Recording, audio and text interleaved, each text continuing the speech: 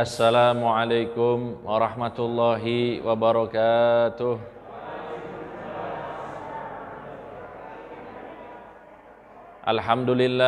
Alhamdulillahi rabbil alamin.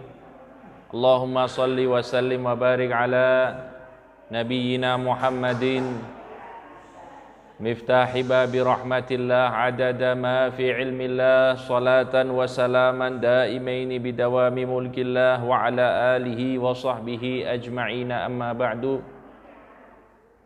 Faqalu subhanaka la ilma lana illa ma 'allamtana innaka antal alimul hakim.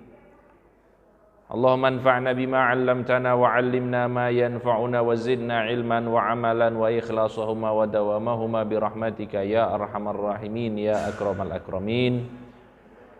Para hadirin, bapak-bapak, ibu-ibu, jamaah Masjid Al-Iqbal yang insyaallah selalu diberikan kenikmatan oleh Allah Subhanahu wa taala, terutama nikmat iman dan Islam, nikmat sehat, nikmat afiat. Semoga seluruh nikmat ini selalu dijaga oleh Allah Subhanahu wa taala untuk kita semuanya. Amin ya rabbal alamin. Alhamdulillah, patut kita bersyukur kepada Allah. Kita sudah masuk di bulan Sya'ban. Kita sudah masuk di bulan Sya'ban. Berarti tinggal menghitung hari, bapak-bapak, ibu-ibu. Alhamdulillah. Menghitung hari menuju bulan suci Ramadan, bulan yang kita nanti-nantikan, bulan yang penuh dengan barokah, penuh dengan pengampunan, penuh dengan rahmat, penuh dengan bonus-bonus pahala yang Allah Subhanahu wa taala janjikan kepada kita semuanya, yang mana dikatakan bahwa sebahagian ulama itu menjadikan bulan Ramadan sebagai titik utama kehidupan mereka.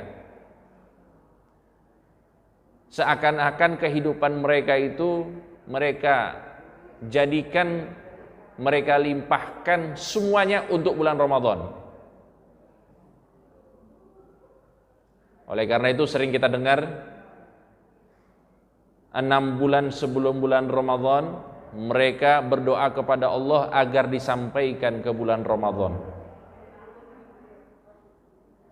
Kemudian 5 bulan setelah bulan Ramadan mereka berdoa kepada Allah Subhanahu wa taala agar amal ibadah yang mereka lakukan di bulan Ramadan diterima semuanya oleh Allah Subhanahu wa taala. Makanya seakan-akan kita ini berporos kepada bulan Ramadan. Kalau kita ingin mengikuti bagaimana para salafun saleh, orang-orang soleh terdahulu dari kalangan ulama dan juga dari kalangan para auliaullah as-salihin, maka selalu kita panjatkan doa di setiap sholat kita, bahkan di setiap perkumpulan kita berdoa mudah-mudahan kita mendapatkan keberkahan di bulan Rajab, mendapatkan keberkahan di bulan Sya'ban, dan insyaallah kita disampaikan ke bulan suci Ramadan dalam keadaan sehat wal afiyah, dalam keadaan selalu semangat ibadah kepada Allah Subhanahu wa taala.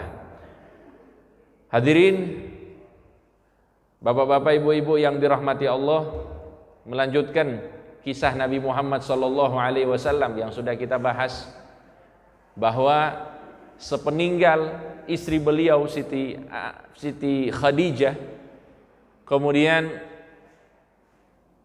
paman beliau Abu Thalib, yang mana kedua orang ini sangat berperan di dalam kehidupan Rasulullah sallallahu alaihi wasallam, khususnya di dalam kelancaran dakwah Rasulullah. Rasulullah sallallahu alaihi wasallam mendapatkan ketenangan batin, mendapatkan kenyamanan hidup ketika beliau berada di rumah, karena di rumahnya terdapat Siti Khadijah. Rasulullah sallallahu alaihi wasallam mendapatkan keamanan. Rasulullah sallallahu alaihi wasallam mendapatkan perlindungan ketika beliau berada di luar rumah, karena di luar rumah beliau selalu dilindungi oleh pamannya Abu Thalib. Akan tetapi setelah meninggal Siti Khadijah, kemudian pamannya Abu Thalib, ini mulai ada perubahan. perubahan yang dirasakan oleh Rasulullah Shallallahu Alaihi Wasallam, bahwa di rumah beliau tidak dapat ketenangan, di luar beliau tidak dapat perlindungan, sehingga orang-orang Mekah pada saat itu makin ganas menyakiti Rasulullah Shallallahu Alaihi Wasallam.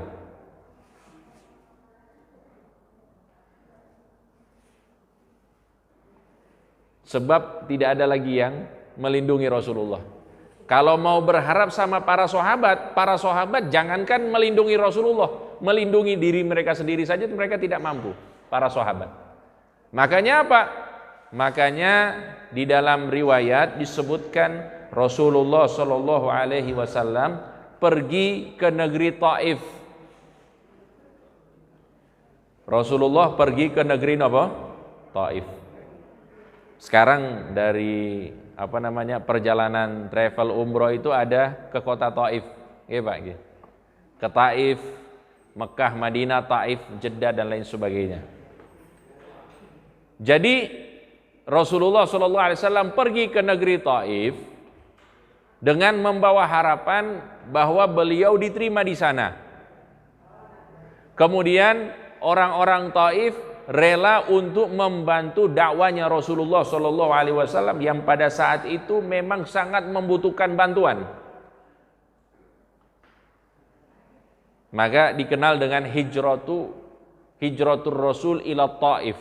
Rasulullah SAW meninggalkan kota Mekah pertama kali sebelum ke kota Madinah itu ke negeri Taif terlebih dahulu. Hadirin yang dirahmati Allah Subhanahu wa taala. Mungkin ada yang bertanya-tanya, kenapa perlu ke negeri Taif? Kenapa Rasulullah Shallallahu Alaihi Wasallam itu tidak menggunakan doa pamungkasnya Rasulullah? Padahal kan Rasulullah ini kalau doa pasti diijabah oleh Allah Subhanahu wa taala.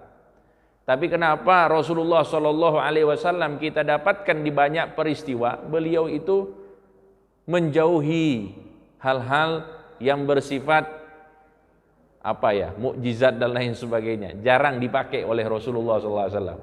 Beliau itu jarang memakai doa-doa pamungkasnya dan menjalankan misi dakwanya sesuai dengan apa yang dialami oleh manusia pada umumnya. Atau bisa kita artikan Rasulullah SAW itu berdakwah secara alami, secara syariat. Kalau misalnya dakwah itu butuh bantuan dana, maka Rasulullah urunan dana. Kalau misalnya dakwah itu butuh pasukan, Rasulullah cari pasukan. Kalau misalnya dakwah itu butuh pertolongan, Rasulullah cari pertolongan. Padahal kalau kita menjadi Rasulullah SAW, misalnya ini bapak-bapak, ibu-ibu, kita misalnya di posisi Rasulullah, dan kita tahu bahwa Rasulullah SAW kalau berdoa pasti dijawab doanya oleh Allah Subhanahu wa taala. Tapi tidak dilakukan hal tersebut oleh Rasulullah SAW dengan satu jawaban, karena beliau adalah uswatun hasanah. Supaya kita bisa contoh. Karena kalau misalnya sedikit-sedikit Rasulullah doa, sedikit-sedikit Rasulullah mukjizat, bagaimana umatnya bisa ngikut? Jangankan mukjizat, jangankan karomah, kita doa saja ya seringkali tidak dijawab oleh Allah Subhanahu wa taala. Maka akan sulit bagi kita untuk mengikuti Rasulullah sallallahu alaihi wasallam. Oleh karena itu Rasulullah menjalankan dakwanya dengan begitu alami. Butuh pertolongan, beliau cari pertolongan. Butuh dukungan, beliau cari dukungan, pergi ke negeri Taif. Maka di dalam riwayat disebutkan bahwa Rasulullah Shallallahu Alaihi Wasallam pergi ke negeri Taif, yang mana pada saat itu ada kabilah yang dikenal dengan Thaqif. Kabilah Thaqif pada saat itu adalah pembesar negeri Taif. Hanya Rasulullah ke negeri Taif ini adalah hijrah yang sangat membahayakan diri Rasulullah Shallallahu Alaihi Wasallam. Akan tetapi karena Rasulullah menjalankan dakwanya secara alami, beliau ingin mendapatkan dukungan dari negeri Taif.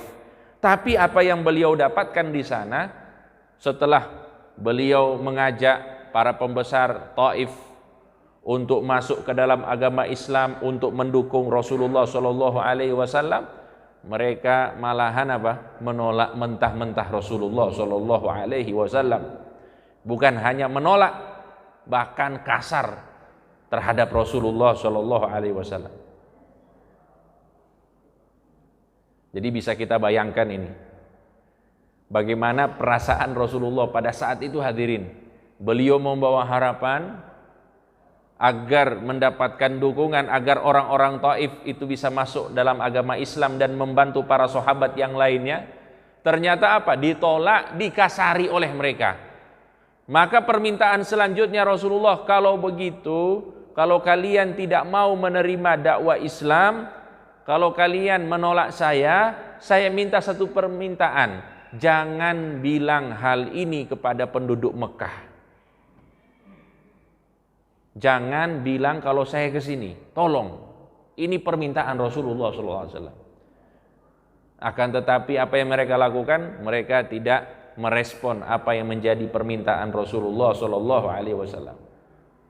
Mereka langsung kirim utusan mengabarkan penduduk Mekah bahwa ini Muhammad ini mau cari sekongkolan, ingin menyerang kalian. Na'udzubillahi min dzalik.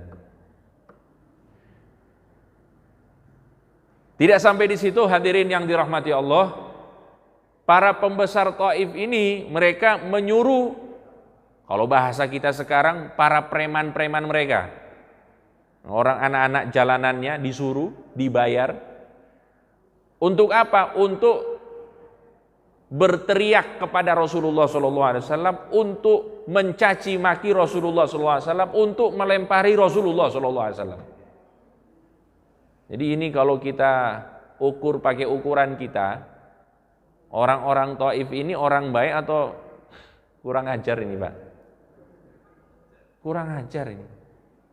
Rasulullah datang dengan baik-baik, mereka tolak dengan kasar. Rasulullah minta, oh iya kalau begitu saya mau pulang, tolong jangan kabari orang-orang Mekah. Mereka kabari.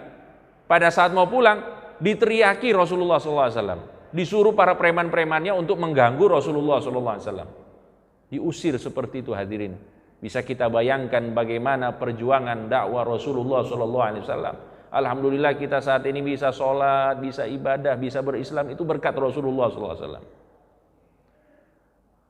Kalau misalnya Rasulullah itu mau santai, ya santai beliau, dijamin masuk ke dalam surganya Allah Subhanahu Wa Taala. Akan tetapi beliau selalu memikirkan kita umatnya, makanya beliau rela untuk berkorban. Bahkan harga dirinya, martabatnya itu diinjak-injak, beliau tidak pusing. Mantaqama Rasulullah sallallahu alaihi wasallam li nafsi. Rasulullah tidak pernah balas dendam untuk dirinya. Kalau beliau dihina, beliau disakiti, tidak pernah balas dendam Rasulullah sallallahu alaihi wasallam. Illa an tuntahaka hurumatullah, kecuali kalau agamanya sudah dicolek-colek, ini baru marah Rasulullah sallallahu alaihi wasallam. Makanya hadirin yang dirahmati Allah, kita bisa menggambarkan di dalam pikiran kita bagaimana keadaan pada saat itu. Rasulullah bersama sahabat Zaid bin Harithah berjalan, kemudian beliau berdua ini dikelilingi oleh para preman dari negeri Taif. Diteriaki, dicaci maki, dan dilempari dengan batu.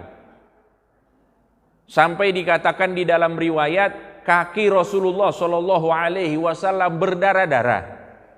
Kakinya Rasulullah Shallallahu Alaihi Wasallam berdarah-darah.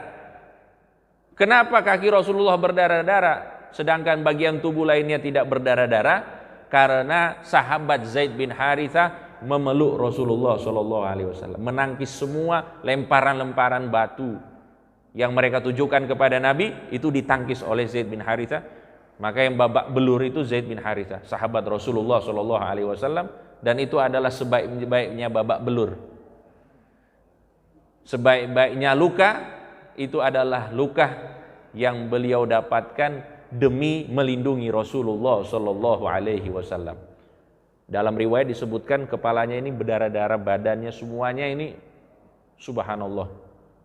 Kalau kita bayangkan itu sangat-sangat luar biasa. Ya mungkin kalau zaman sekarang ini kayak dikeroyok satu kampung, Pak.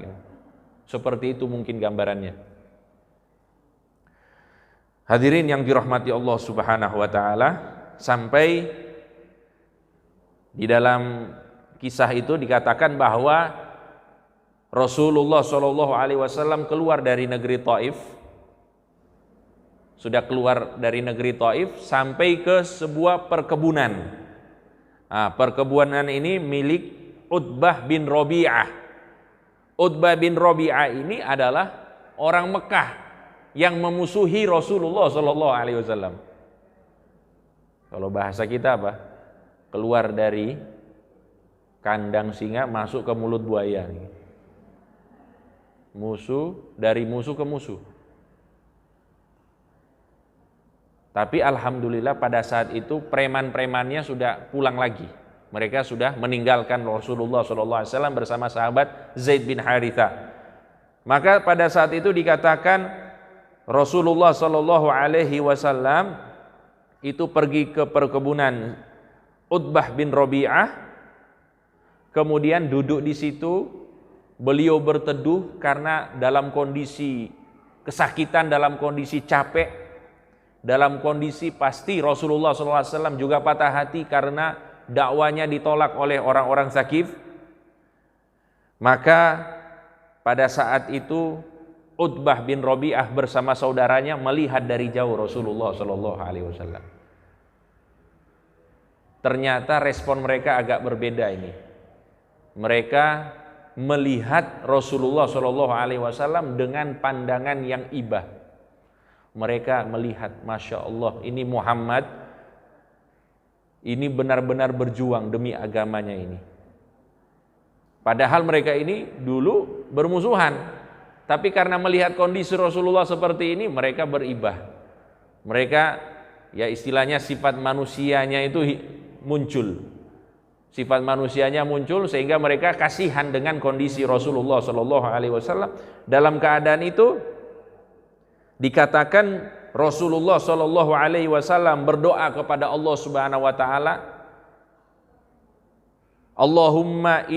Allahumma ilaika ashku dha'fa quwwati wa qillata hilati wa hawani 'alan nas. Ya arhamar rahimin, anta rabbul mustad'afin wa anta rabbi, ila man takilni ila ba'idin yatahajjamuni au ila aduwin mallaktahu amri illam yakun bika alayya ghadabun fala ubali walakin afiyatuka ausa'ali. Ini doanya panjang Bapak-bapak, Ibu-ibu. Tapi yang menjadi inti dari isi doa Rasulullah SAW ini adalah Rasulullah curhat sama Allah Subhanahu wa taala. Rasulullah mengadu kepada Allah Subhanahu wa taala, dan inti dari aduannya beliau berserah diri. Wahai Allah, apapun keputusanmu aku terima. Yang penting apa? Engkau tidak murka kepadaku. Saya mau dihina, saya mau disakiti, bahkan saya mau dibunuh, ya silahkan. Yang penting engkau tidak murka alias engkau ridho kepadaku, wahai Allah Subhanahu wa taala. Akan tetapi Rasulullah Shallallahu alaihi wasallam adalah nabi yang mengajarkan umatnya jangan meminta yang buruk-buruk. Ngaten nggih, Pak? Misalnya ketika kita dihadapkan dengan dua keburukan, kita milih yang mana, Pak? Ibu-ibu, kalau misalnya ada dua keburukan, jenengan pilih yang mana? Yang berat atau yang ringan? Yang berat atau yang ringan? Yang ringan atau yang berat, Pak? Yang berat. Yang ringan. Kalau Rasulullah SAW mengajarkan kita, pilihlah yang selamat. Nggak berat, nggak ringan. Jangan pilih dua-duanya. Jangan dipilih. Ketika ada dua keburukan, maka jangan pilih dua-duanya, mintalah keselamatan dari Allah Subhanahu wa ta'ala. Sallallahu al-afiyah, mintalah selalu dari Allah al-afiyah, selamat. Makanya di dalam doa ini disampaikan, walakin afiyatuka ausa'ali, akan tetapi afiyatuka, keselamatan yang engkau berikan kepada aku itu lebih luas daripada keburukan-keburukan yang menimpaku. Ngaten nggih, Pak? Nah, itulah. Makanya kita jangan berdoa doa uji nyali namanya. Doa uji napa? Nyali. Ya Allah, kalau mau ngasih sakit sedikit aja. Jangan kiri itu. Ya Allah, kalau mau menguji saya, ujiannya ringan-ringan saja. Jangan kayak gitu. Ya Allah, janganlah berikan aku ujian. Ya Allah, janganlah berikan aku godaan. Seperti itu. Kalau mau godaan sedikit-sedikit aja nggak apa-apa. Wah, ini berarti menguji nyali namanya, Pak. Tidak seperti itu diajarkan oleh Nabi Muhammad sallallahu alaihi wasallam. Jadi intinya Rasulullah sallallahu alaihi wasallam yang menjadi inti apa yang beliau inginkan dari Allah Subhanahu wa taala, yaitu mendapatkan ridhonya Allah Subhanahu wa taala. Apapun yang terjadi, silahkan terjadi. Yang terjadi, biarlah terjadi. Akan tetapi aku yakin, kata Rasulullah, bahwa Allah itu maha memberikan keselamatan kepada hamba-hambanya. Hadirin yang dirahmati Allah Subhanahu wa taala, ya, lanjut kisahnya tadi. Jadi Utbah bin Rabi'ah bersama saudaranya ini, pemilik kebun, melihat dari jauh Rasulullah Shallallahu Alaihi Wasallam, mereka kasihan. Bukan mereka menyerang Rasulullah, malahan mereka itu apa? Menyuruh salah satu budaknya, hamba mereka, untuk mengambil semangkok yang satu mangkok berisi apa ini? Inap ini anggur. Jadi itu perkebunan anggur. Jadi bisa dibayangkan, satu mangkok berisi anggur mereka berikan kepada Rasulullah Shallallahu Alaihi Wasallam.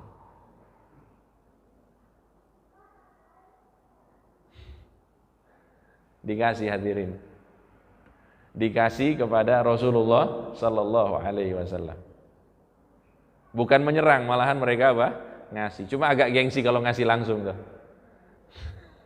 Kalau ngasih langsung gengsi, ya kita kan bermusuhan. Kita kan apa?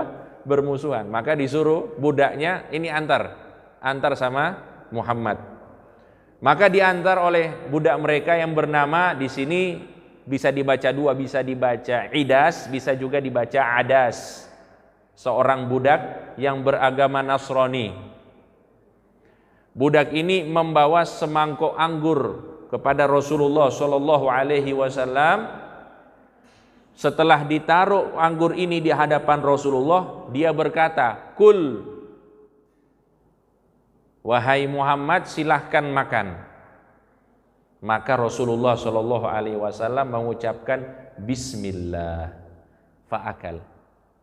Mengucapkan Bismillah, kemudian beliau makan. Langsung kaget ini budak ini. Saya baru pertama kali mendengar orang sebelum makan baca bismillah. Biasanya ada bacaan yang lain. Mungkin ya bismillah, bismillah, nama-nama Tuhan yang lain. Demi Uzzah, dengan nama Uzzah, dengan nama Latah, dengan nama Hubal, dan lain-lain. Nama-nama berhala biasanya. Tapi kok ini kamu bacanya apa? Bismillah. Maka ditanya oleh Adas, kenapa engkau seperti itu? Aku tidak pernah mendengar orang-orang yang di sini mengucapkan apa yang barusan engkau ucapkan. Maka ditanya oleh Rasulullah Shallallahu Alaihi Wasallam, dari mana kamu? Apa agama kamu? Dijawab oleh budak ini, agama saya Nasrani dan saya berasal dari negeri Mausil, ya bagian Irak, Iran sana. Kalau sekarang Asia Tengah. Saya berasal dari negeri Mausil. Maka setelah mendengar hal itu Rasulullah Shallallahu Alaihi Wasallam berkata, oh, kampungmu itu adalah kampungnya Nabi Yunus alaihi salam. Langsung dijawab oleh Rasulullah, kampungmu itu adalah kampungnya orang soleh yang bernama Nabi Yunus alaihi salam. Wah, si budak makin kaget ini. Kok bisa kamu tahu bahwa di kampung saya ini ada Nabi Yunus alaihi salam? Maka dijawab oleh Rasulullah sallallahu alaihi wasallam, "Dzalika akhi." Itu saudara saya. Kana nabiyan wa ana nabi. Dulu beliau nabi, sekarang saya yang nabi. Masya Allah. Ini Adas pada saat mendengar hal tersebut dari Rasulullah sallallahu alaihi wasallam langsung menangis, hadirin. Langsung menangis, langsung terharu dengan keadaannya. Kemudian beliau langsung memeluk Rasulullah sallallahu alaihi wasallam, mencium jidatnya Rasulullah, mencium tangannya Rasulullah, bahkan mencium kakinya Rasulullah sallallahu alaihi wasallam. Saking senangnya berjumpa dengan seorang nabi.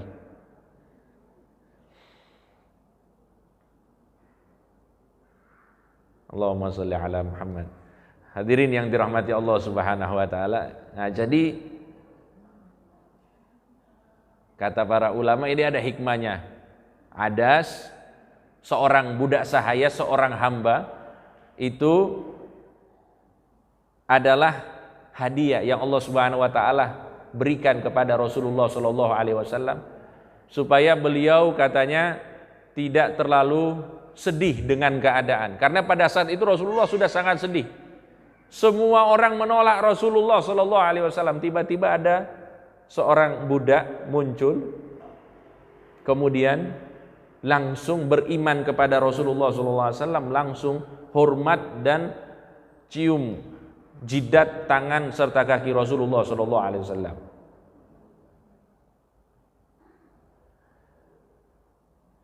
Kemudian dikatakan bahwa setelah peristiwa itu, setelah beliau berjumpa dengan budak atau hamba sahaya tersebut, Rasulullah SAW memutuskan untuk kembali ke kota Mekah.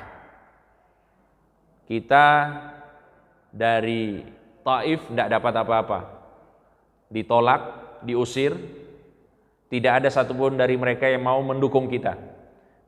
Kata Rasulullah kepada Zaid bin Harithah, kalau begitu ayo kita kembali ke kota Mekah.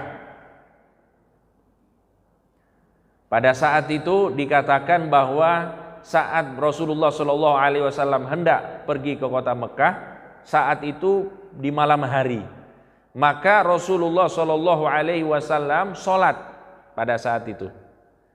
Jadi Rasulullah sebelum ke kota Makkah di malam hari beliau sholat. Di sini ada peristiwa. Jadi di malam hari Rasulullah sholat. Mungkin ada yang bertanya-tanya. Kita kan belum sampai ke peristiwa Isra Mi'raj ini. Sedangkan perintah sholat itu baru muncul pada saat Isra wal Mi'raj. Terus sholat apa yang dilaksanakan oleh Rasulullah ini? Ini kata para ulama, sholat sebelum ada perintah dari Allah Subhanahu wa taala secara langsung pada peristiwa Mi'raj adalah sholat Nabi Ibrahim alaihi salam. Apa itu sholat Nabi Ibrahim alaihissalam? 2 rakaat waktu pagi, 2 rakaat waktu malam. Ini sholat yang dulu diamalkan oleh Rasulullah SAW sebelum dapat perintah sholat 5 waktu. Namanya sholat Nabi Ibrahim. Makanya kalau kita baca kisah Isra Mi'raj, saat Isra dari Masjidil Haram ke Masjidil Aqsa, Rasulullah SAW disuruh menjadi imam para nabi, dan itu pada malam hari. Nah, itulah yang disebut dengan sholat Nabi Ibrahim di malam hari. Beliau menjadi imamnya para nabi pada saat itu. Nah, ini juga sebelum beliau pergi ke kota Mekah, beliau itu sholat malam, ya, sholat malam dalam arti ini sholat Nabi Ibrahim alaihissalam 2 rakaat. Pada saat beliau lagi sholat, tiba-tiba ada gerombolan jin. Gerombolan jin itu lewat kemudian mendengarkan bacaan sholatnya Rasulullah Shallallahu Alaihi Wasallam. Didengarkan ini bacaan sholat.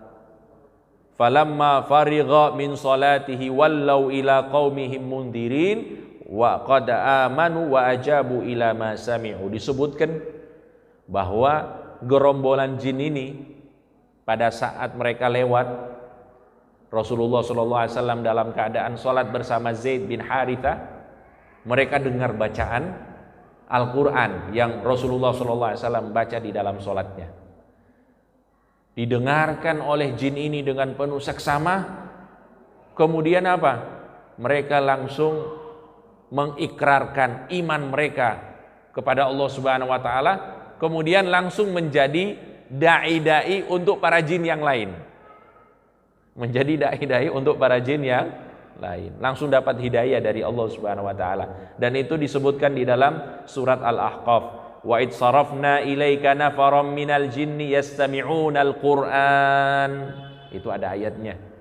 Memang Allah yang sudah membuat settingan tersebut, memang diarahkan para jin-jin itu untuk mendengarkan bacaan Quran dari Rasulullah Shallallahu Alaihi Wasallam.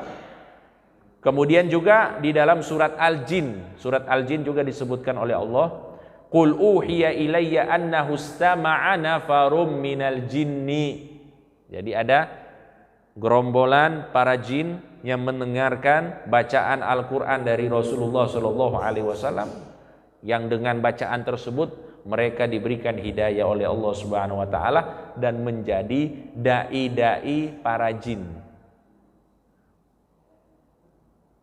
Tetapi tidak tahu ada konteksnya atau apa itu. Ada kontes dai-dai jin atau enggak, wallahu a'lam bishawab. Cuma intinya mereka jadi para pendakwah pada saat itu. Kemudian hadirin yang dirahmati Allah, setelah perjalanan malam itu dilalui, Rasulullah Shallallahu Alaihi Wasallam saat sudah mau masuk ke kota Mekah, dan tadi sudah saya sampaikan, keluarnya Rasulullah dari Mekah ini mengancam nyawanya Rasulullah SAW. Kalau beliau dapat dukungan di Taif, ya insya Allah selamat. Karena apa? Ada yang mendukung beliau. Sekarang beliau pulang dengan tangan kosong, tidak bawa apa-apa, hanya bawa dirinya sendiri dan sahabat Zaid bin Haritha. Maka kepulangan Rasulullah ini mengancam nyawanya beliau, sangat mengancam nyawanya beliau, karena pasti orang-orang Mekah akan menuduh Rasulullah ini membuat persekongkolan di luar sana untuk menyerang orang-orang Quraisy. Dikatakan saat Rasulullah Shallallahu Alaihi Wasallam hendak masuk ke kota Makkah, sahabat Zaid bin Haritha komentar, "Kaifa tadkhulu alaihim ya Rasulullah wa hum akhrajuk?" Bagaimana engkau masuk lagi ke kota Mekah sedangkan orang-orang Mekah telah mengusirmu? Faqala ya Zaid, innallaha ja'ilun lima tara farajan wa makhraja. Wahai Zaid, wahai sahabatku, kamu dari tadi ini tutup mata ya. Kamu tidak lihat apa yang telah dilakukan oleh Allah Subhanahu wa taala kepada kita. Kita dalam keadaan yang sulit, dalam keadaan tersudut, akan tetapi diberikan jalan keluar oleh Allah Subhanahu wa taala. Tetap diselamatkan oleh Allah Subhanahu wa taala. Di negeri Taif itu hampir terbunuh juga Rasulullah, akan tetapi diselamatkan oleh Allah Subhanahu wa taala. Kemudian beliau menyampaikan, wa innallaha nasirun dinahu wa mudhirun nabiyahu. Ketahuilah bahwa Allah pasti akan memenangkan agamanya dan akan menolong nabinya, yaitu Nabi Muhammad sallallahu alaihi wasallam. Nah, tapi kembali lagi hadirin, Rasulullah sallallahu alaihi wasallam keyakinannya itu 100% kepada Allah. Tapi beliau jarang sekali memakai jalan-jalan yang di luar alami. Langsung misalnya doa ataupun memperlihatkan mukjizat itu jarang dilakukan oleh Rasulullah. Apa yang beliau lakukan? Dikatakan bahwa Rasulullah Shallallahu Alaihi Wasallam mengutus seseorang dari salah satu kabilah pergi kepada satu tokoh Mekah pada saat itu yang bernama Mut'im bin Adi. Ada seorang tokoh di Mekah namanya Mut'im bin Adi, untuk mengabarkan kepada Mut'im bin Adi bahwa Rasulullah Shallallahu Alaihi Wasallam ingin masuk ke kota Mekah dengan menginginkan jaminan keamanan dari Mut'im bin Adi.